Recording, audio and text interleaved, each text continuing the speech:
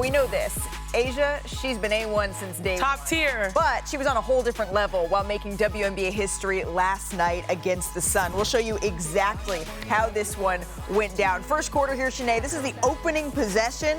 Wilson misses the layup, but don't worry. Sticks with it. If it's going to be one thing, Chelsea Gray is going to find her girl, especially when she's cutting to her strong hand, the left side. Here, Chelsea Gray, though, with the miss, and then Wilson, Come the on, offensive rebound. Gets it to post a up. boy.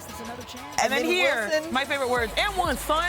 gets that one to go. The Aces would enter the half with all this tied up at 45. So to the third quarter we go here. Under 7 minutes left in the third. Aces up 1. This ain't fair right here.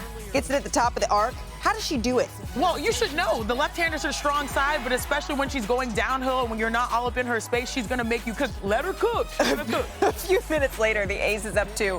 Wilson, this is a theme with the miss and then sticks with it. What I love is that she's playing with reckless abandon. Usually we know her for being perfect. You know, perfect, that's the type of thing she aspires to. Now she's going to show her teammates, we've got to scrap and claw, and she's really held it down. What did you say about that Gray-Wilson connection? It's unreal. Come on now. Let her cook. Less than 3 minutes left. The Aces up 7. Wilson catches it, drives, get the floater to go. 32 points, 20 rebounds. The first player to do that. Here she is after the win. It's huge. Actually, Caroline was telling me that walking here. I didn't even know because, you know, as many greats as we have in this league, that's kind of a shocker that it's just not happening now. But, you know, it's a blessing. I love what I do. I love what I do. I love it so much.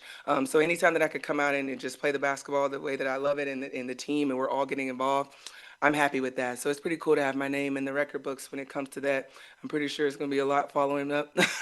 So, yeah, it's pretty cool to kind of be the first one. It's kind of unbelievable. She was the unanimous MVP, and she's still playing at a level that is almost exceeding that. She's the first player with a 30-20 game, and she now has 6 games with 30 and 15, tying a W record, and is top 5 in points, in rebounds, and blocks this season. Chiney, even by Asia's standard, this is incredible. How is she reaching new heights? We are back. The gang is back together, and in the words of Kendrick Perkins, hello world. Let me talk nerdy to you. It's Asia's world, and we just living in it. The first ever 30-20 game in W history. The Connecticut Sun had 23 rebounds. That woman right there with the good old hair, she had 20 on her own. The pink is always cute. I love what she does on media days. Let me show you. Let me break it down because to me it was her effort off the dribble that separated. She's an excellent screener. They reject the screen. Look at the handle. Crossover. She's sizing. Tina Charles, a legend of the game. Tough fadeaway. Gets that one to go. I saw multiple possessions where she was going one-on-one and just cooking. You got to send the help. Send the double team. But then she can also do bad all by herself. Watch this. How many people are in front of her? The whole entire squad. It's not just the Sun. The entire universe that's trying to slow down Asia Wilson. Instead, she gets to her strong hand. Tough finish. So many and ones. She just plays fierce, ferocious. And you see that left. She's showing it off. The last 12 games, they've won 9 of them. So they are heating up at the right time, Malika and Asia Wilson. She's going to be a player, and also this team, that no matter what their record and the standings is, you don't want to see them come postseason time. Yeah, it's kind of wild. It felt like we were talking about whether they were even going to make the playoffs or not. I know. A far cry our words. from that. It was the performance of the night in Vegas. Wow. Last night was the game of the night in LA. Our girl had a front row seat I to can't this stand one. y'all. We're going to pick it up here. Malika Andrews in the paint. I was talking to Sis after the game. I was like, that left was clean, sis. Yo, I was in my feelings and my emotions. What a great game. So it's all tied up here at 89. The final seconds here. De'Erica Hamby finishes with the right-hand layup. Yeah, that's her go-to, getting down to the right. Dominique Malonga has come on strong. Brittany Sykes, this move had me out of my seat. Slim, what a great addition for the Storm to try to give them a boost. Ooh, got him. Slim finished with a game-high 27. The Storm tie it at 91. But watch Hamby here, though. If it ain't broke, don't fix it. My girl loves driving right. That's against a long defender, and this is what the Sparks have been, literally sparking their good resurgence in the second half of the season. Hamby would sink the free throw, Oh, so the LA defense. up by 3. You bet that LA gets the win in this one. A real thriller. And with all of that, this is where the WNBA standings are coming off of the weekend. Let's just take some inventory here. The Lynx way out in front. The Aces, they're on a heater. Their latest run here has them running up the standing. The Sparks, they're now a half game back of 8th. Remember, the top 8 teams, they all go on to make the playoffs here. We are deep into the NBA off. Use your deep voice, girl. Yeah, this is a little summer vacation check-in. First, our congratulations to Alex Caruso. Picked up 2 rings this summer. He married his wife, Haley Caruso, this weekend. His Thunder teammates showed up, but wait for it. We got some questions, Chet. Standing out, the white, the red, the gold chains, Scarface vibes. Perk, would you wear this, sir? Absolutely, and that's how you step out in great fashion. And look, when it comes to 7-footers, Chet Wemby and Triple J, Jaren Jackson Jr., they're on the top of the list when it comes down to making fashion statements. I love 7-footers who got swag. I just wonder if you're not the groom. Is it like the bride wearing white? I just didn't know if there's a rule or not. But you know what? Whatever it is, he is fully doing it. Next up, this isn't a fashion statement, but we do have his teammate, the Finals MVP, celebrating back in his hometown. Check this out. The Hamilton Tiger Cats of the CFL, the Canadian Football League, they honored Shai Gilgeous-Alexander at their last game, and he brought the Larry O'Brien trophy. He was also given a key to the city, Shanae. Wow. Shai, he took just about every basketball award there is over the last 3 months. What can he possibly do to top that now? I don't know, honestly. Maybe come out with a song, because I know his IG posts are straight up lyrics, so like the victory lap type of situation. But we're living in his world right now. Yeah, maybe that's what he's going to have to get a doctorate, like honorary doctor. Dr. SGA. Dr. SGA. Next, the Clippers. They added some big pieces this offseason. We mean that literally, including John Collins. He got a first look at his new locker room. And you can check out, we see the highlights here, but I'm hoping we can show you that his next door neighbor, it's going to be Derrick Jones Jr., a.k.a. Airplane Mode. 2 of the best lob threats in the league. Yes. Collins dubbed them as the Bounce Bros. Perk, do we like the nickname Bounce Bros? There they are in the locker room. I'm all in on it. You know why? That means they have turned the page and they have moved on from Lob City, and now you have the Bounce Bros, because with James Harden, CP3, and those 2 brothers right there, John Collins and Derrick Jones Jr., it's going to be a lot of alley-oops and a lot of dunks. All right, the Bounce Bros is here to stay for now. Next up, Lakers forward Rui Hachimura. He was testing out a unique training style this summer. He's back in his home country of Japan, and he was working out with some sumo wrestlers, Shanae. Will this translate to the basketball court, and should you and I add this to our workout routine? Absolutely not is the answer for us. And yeah, I mean, these guys are having a good time trying to train in unique ways. I see a lot of people doing Pilates. We've seen what Victor Wembanyama has been doing, visiting the monks, and also Kevin Garnett. And I guess we just have to add this to the list. Stay low. That's good defensive stance. Yeah. Look at that stance. Clearly they're powerful. Perk, would you do this? Do you think you could take down a sumo wrestler? Can we get Perk in the outfit? I'm working on that stance. I gotta work to get in that stance. Give me another month.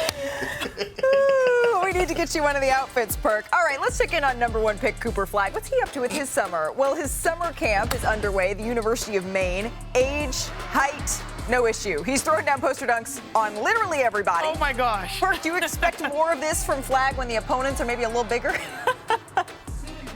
No, he's a competitor. If you step on the floor, this is what he's going to do to you. It's just in his blood. Sorry, young man. That's what I did to my campers. You got to get them while they down, while they young. Take advantage of them. That's what I did too, right? You may have noticed a Western theme here as we ran through some players' summer vacations. So let's play a little elevator pitch. We're going to take a deeper dive into the conference. So this is last year's standings. For the purpose of this discussion, we're going to zoom in on the teams that were left out of the playoffs, maybe. Sacramento, Dallas, Phoenix, Portland, San Antonio, New Orleans, and Utah. That's where we'll start the discussion at least. Perk, who do you believe is going to elevate into the playoffs this season when you look at their off-season moves?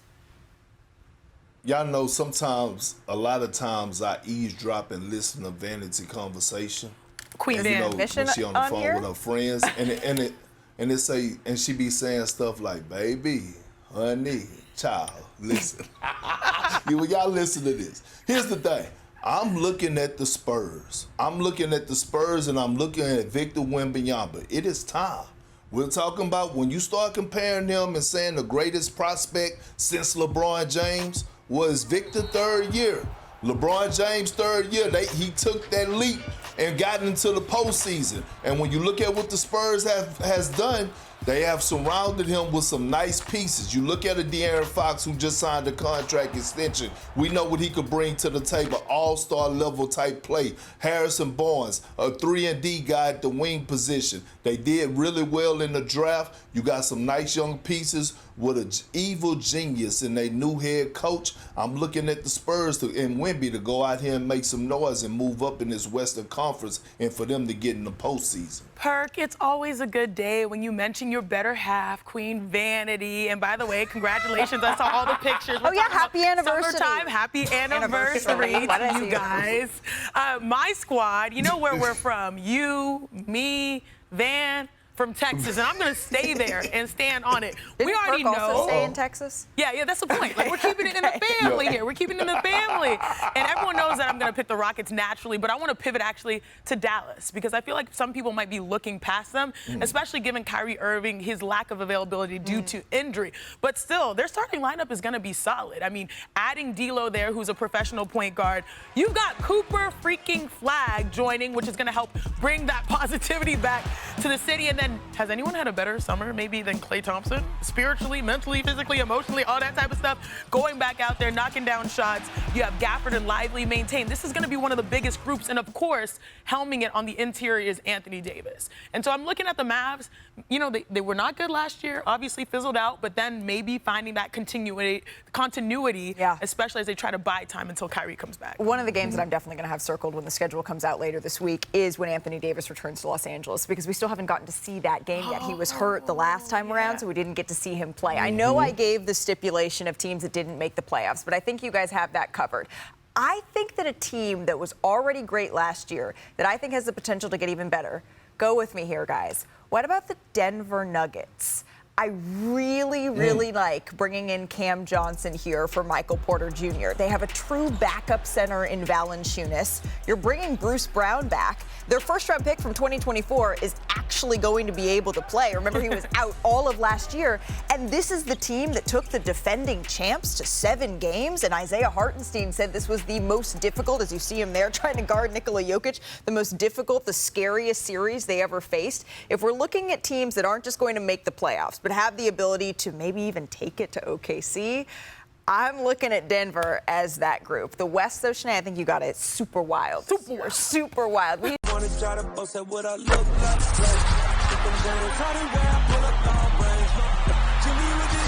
on fire. It's in the air,